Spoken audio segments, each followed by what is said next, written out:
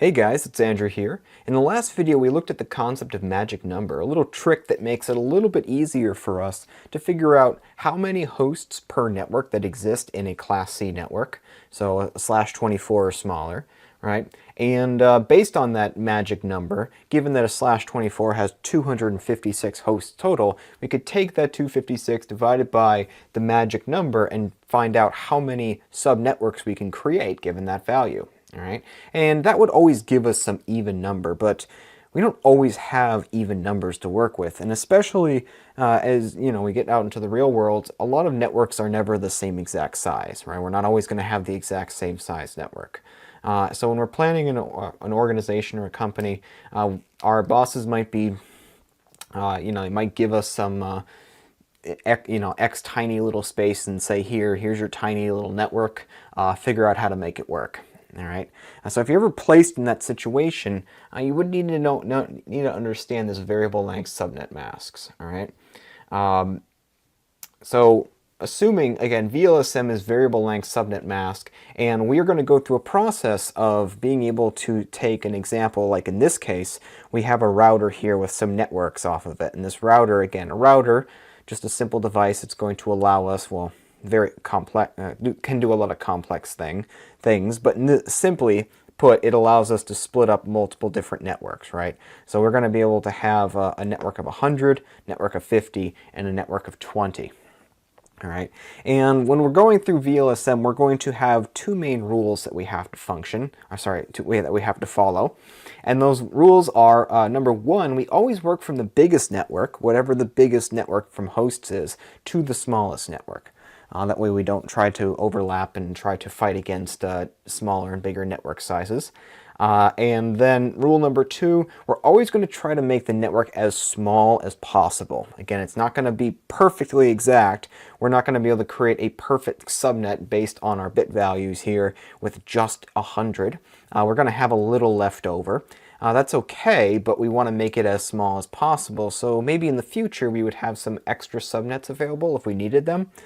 So something to keep in mind. So those are the two rules that we have to focus on when we're working with Vlsm.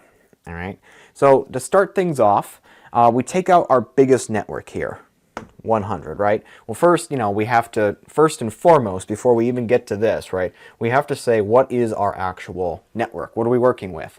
In this case, I'm giving you guys a 10.0.0.0/24 network.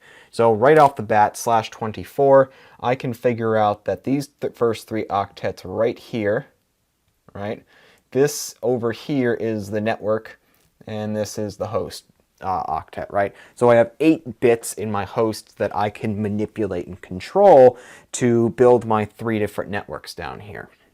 All right, and as far as this box here, this is just for visual representation. You don't have to do this when you're working with it. If it helps you and it makes it easier to understand the subnetting, then by all means, more power to you. But this is a visual representation to help you see, at least in some conceptual way, what's actually happening as we work through the Vlsm.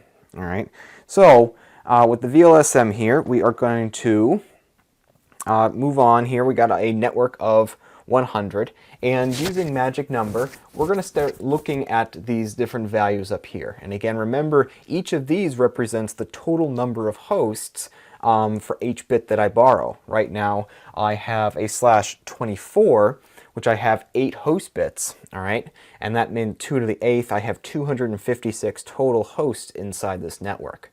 But if I want to do 100 here, I can simply just look at this and go, okay, well, I need to put 100 in here, and I know that each of these is the total, right? So this is the part where we have to remember that it's always going to be this number minus 2, right? When we're working with Class C. When we get into Class B, it's going to change a little bit, but for now, our total, and in Class B, it'll do the same thing. There's a little tweak in Class B when we get to the next couple videos. So when we look at this value, it's always going to be minus 2, like 128. So if we have 128 total hosts, it'll actually be 126 total hosts that we can use. Remember, we lose the network and we lose the broadcast as they are reserved addresses. So we don't have 64 total. We might have 64 total hosts in our entire network, but only 62 of them are usable. All right, so we're going to look at this and we say we need 100. Now that's 100 usable hosts, not just 100 total, but 100 usable hosts. Anytime you're given one of these examples, your boss is going to assume that you're actually going to have 100 computers or 100 devices on this network. All right, and that's going to, depending on the example, on the Cisco side, if you ever take a Cisco cert or anything along those lines, usually they're assuming that one of these devices happens to be the default gateway. So in reality, this would be 100 minus the 1 for the default gateway. But for our purposes here, we're just going to assume this is 100 usable hosts, and however they're used on the network, they're used on the network. All right, so we're looking for a network of 100 usable hosts total. So we're going to say we have 128, right? We have 128. If we borrow one of these bits, right, we would have 128. Let me clean that up. All right. So if we borrow a bit, all right, we have 128 minus the 2 gives us 126 usable hosts, all right? So we could fit our 100 hosts inside of in this case, /25. We start with a /24, we grab this 128, right? Could we go smaller? We would always want to test and make sure that we could go smaller. So we look at this guy here and we say, all right, 64 minus 2 is 62. Can we put 100 hosts inside of a network of 62? Nope. 100 does not fit inside of 62. So in this case, our magic number is 128. Our magic number is 128, and we're going to be able to put our 100 hosts inside of our 128 minus the 2, so 126, right? And then if we have 256 total from the starting, and we have our 128, we know we're going to have 2 subnetworks of it. So we're actually going to be able to take this, right, and kind of cut it in half, right? Right? We're going to have 2 subnetworks now. All right, and I'm going to put 128. Now 128 would be in both of these, but let's say we're going to go from left to right. This guy is going to be my first network. So this will actually represent my first network right here. Okay. So let me just get this out of the way.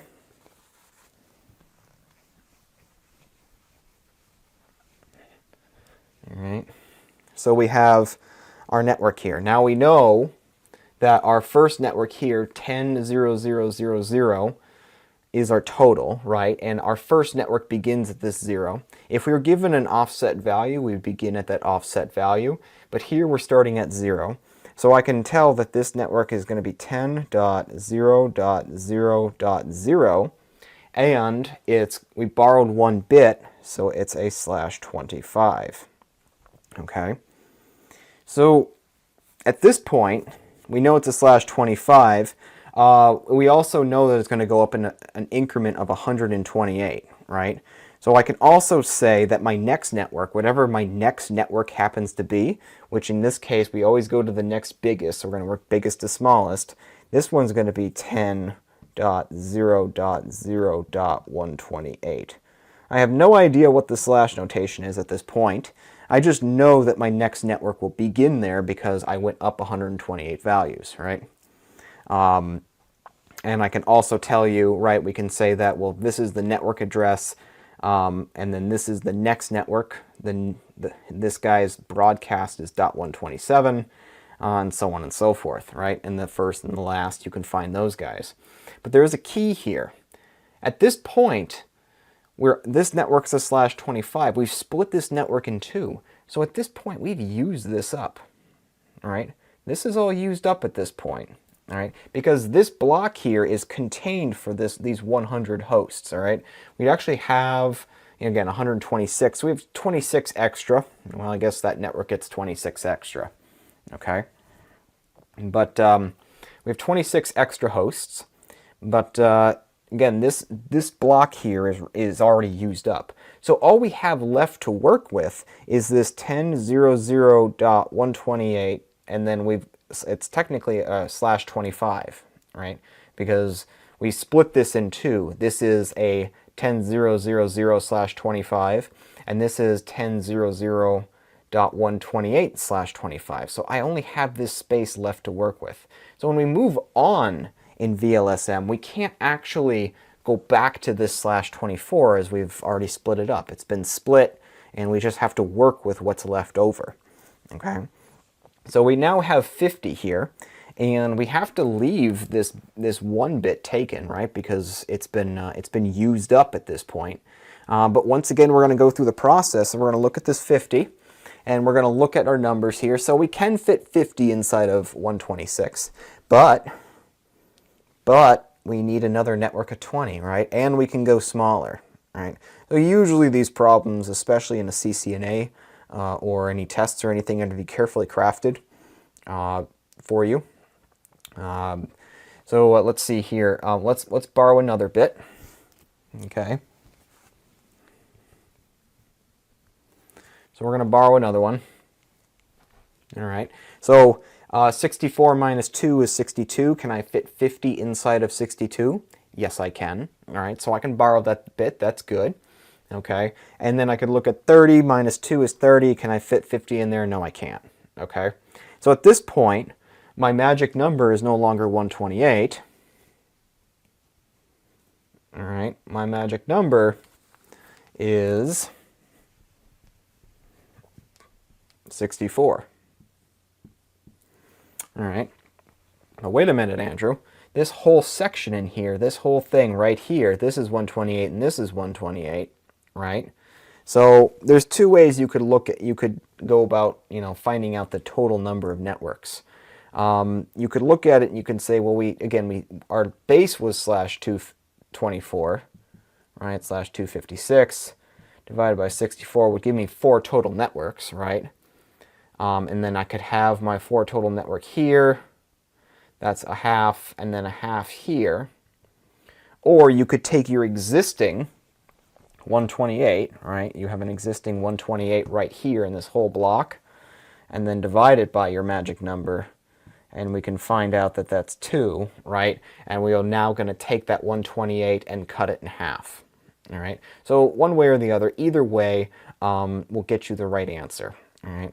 And my preference would be to follow this guy down, the bottom one down here. All right.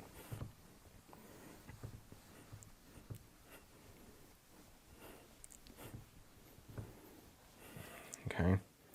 128, because that's what we have left over, divided by my magic number, is going to give me the maximum number of networks that I can create inside of what's left over. All right, so I've got 2 left over. All right, so I'm going to be able to take this 50 here, that 50, and stick it inside of this network right here.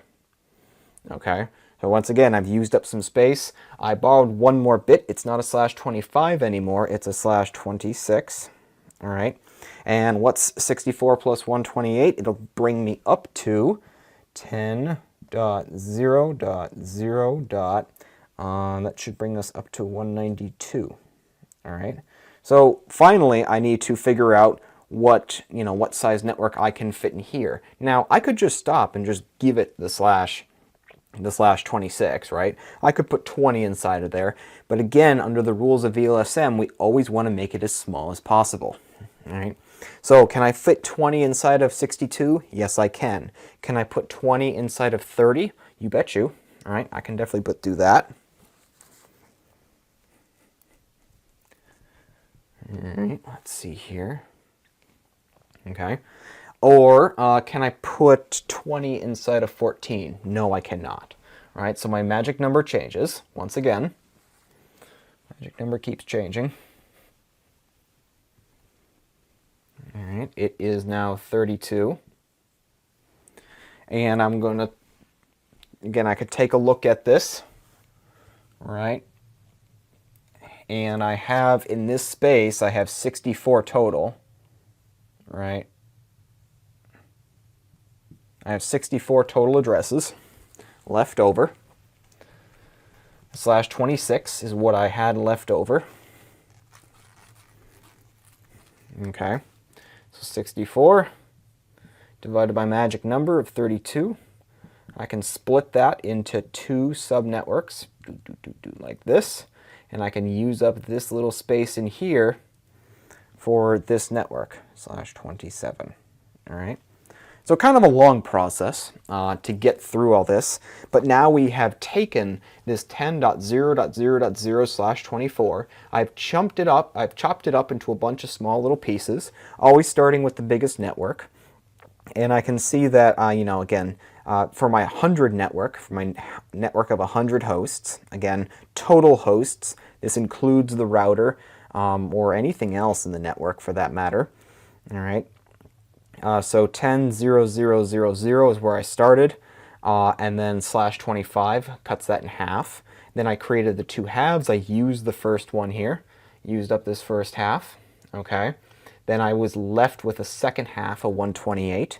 So I went on, and again, I can tell, based on my magic number, how many divisions I will have. So I started at 0, and then I went up to 128. So that gives me my next starting point of the next network here.